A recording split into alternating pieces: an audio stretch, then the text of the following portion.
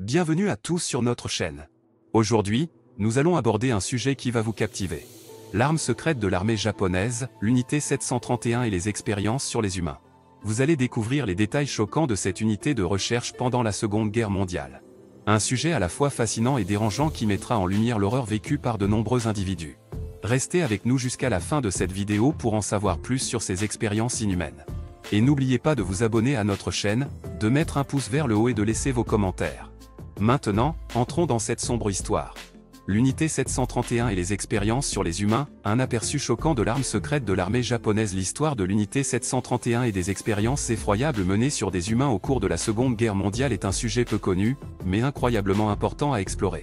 Pendant des années, cette unité secrète de l'armée japonaise a mené des expériences inhumaines sur des milliers de victimes non consentantes. Cet article plonge dans les détails de ces expériences horribles, révélant l'ampleur de l'horreur vécue par ceux qui ont été pris au piège de l'unité 731.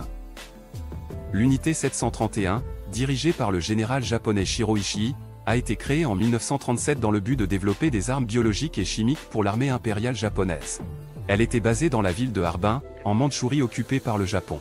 Sous le couvert d'une installation de recherche médicale, l'unité a mené des expériences d'une cruauté inimaginable sur des prisonniers de guerre, des civils et même des enfants. Les expériences menées dans l'unité 731 étaient souvent atroces et dépassaient l'imagination. Les prisonniers étaient soumis à des tests de résistance aux maladies infectieuses, telles que la peste bubonique et le choléra, dans le but de développer des armes biologiques. Des bactéries mortelles étaient injectées directement dans le corps des victimes, provoquant une souffrance intense et une mort lente et douloureuse. Outre les tests de maladies infectieuses, l'unité 731 pratiquait également des expériences de congélation et de décongélation sur des êtres humains. Les victimes étaient exposées à des températures extrêmement basses, provoquant des gelures sévères et des dommages irréversibles à leurs organes. Ces expériences étaient menées dans le but de développer des techniques de survie en cas de conditions météorologiques extrêmes pour les soldats japonais. L'utilisation de cobayes humains était monnaie courante dans l'unité 731. Les prisonniers étaient souvent soumis à des amputations sans anesthésie, dans le but d'étudier les effets des blessures de guerre et de trouver des moyens de les traiter plus efficacement. De plus, des expériences de vivisection étaient pratiquées, où les victimes étaient ouvertes vivantes pour étudier les fonctions internes du corps humain. Le secret entourant l'unité 731 était extrêmement bien gardé. Les prisonniers étaient souvent kidnappés dans les pays occupés par le Japon, tels que la Chine et la Corée, et emmenés dans les installations de recherche de Harbin. On estime que des milliers de personnes ont été victimes de ces expériences, mais les preuves documentées sont rares, car les membres de l'unité 731 ont été ordonnés de détruire toutes les preuves avant la reddition du Japon en 1945.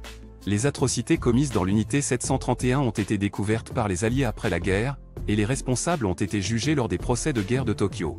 Cependant, en échange de leur pleine coopération avec les chercheurs américains, les scientifiques de l'unité 731 ont été amnistiés et ont repris une vie normale au Japon.